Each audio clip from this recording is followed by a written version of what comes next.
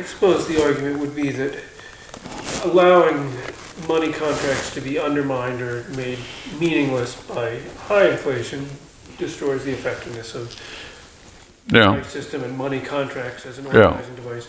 But on the other hand, an excessively rigid insistence on honoring all the terms of money contracts can also actually undermine the sort of social. Yes, I think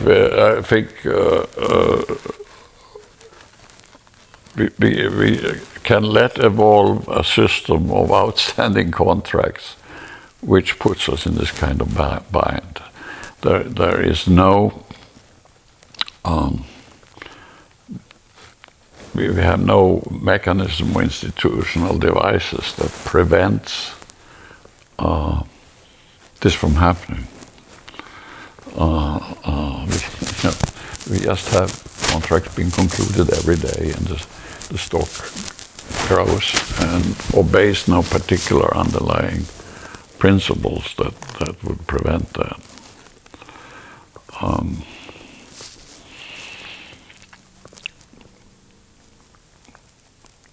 Now, if it was possible to say, all right, let's have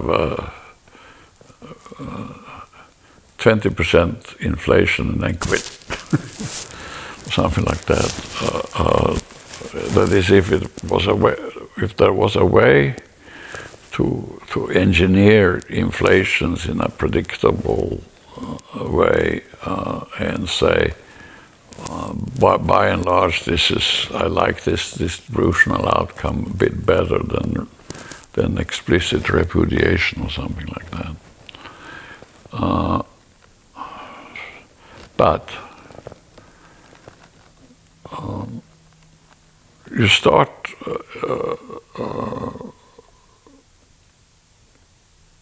inflationary policies, and we're not talking about a few percentage points amount, right? We're talking about something that would have a significant impact on the outstanding volume of debt. And the truth is, then you can't put on the brakes very quickly.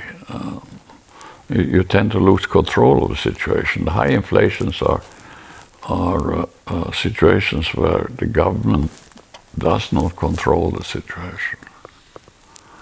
It seems like at the time there was a perception that this is sort of a new fact about the world, an ongoing problem. But now, looking back from this decade, the sort of great inflation of the late 60s through the early 80s seems like a sort of distinct, bounded historical episode.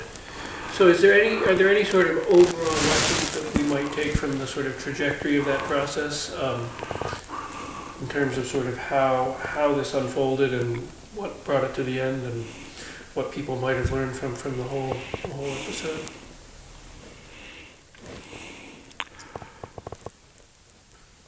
I mean, there was at the time there was a lesson. I mean, that rather strict anti-inflationary policies eventually became acceptable, more than acceptable, demanded almost, was a product of the experience of the period. But memories like that fade, and now we are 35 years later or something, and most of the current population don't have those memories, and so it's sort of I suppose it's a function of the economics profession. It's a bit of carrier or something.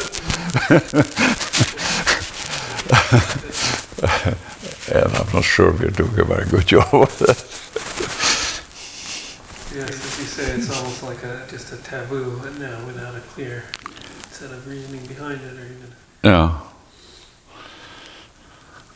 Are there any lessons that you would take, sort of looking back, about how this unfolded and how it ended, or just it was just a political shift in favor of?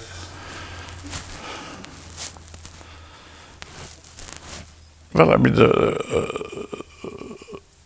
the public sentiment, of course, shifts with experience. And then you're waiting for one party or another to realize that here's an opportunity. If we promise to solve this in a palatable manner, we'll have it made.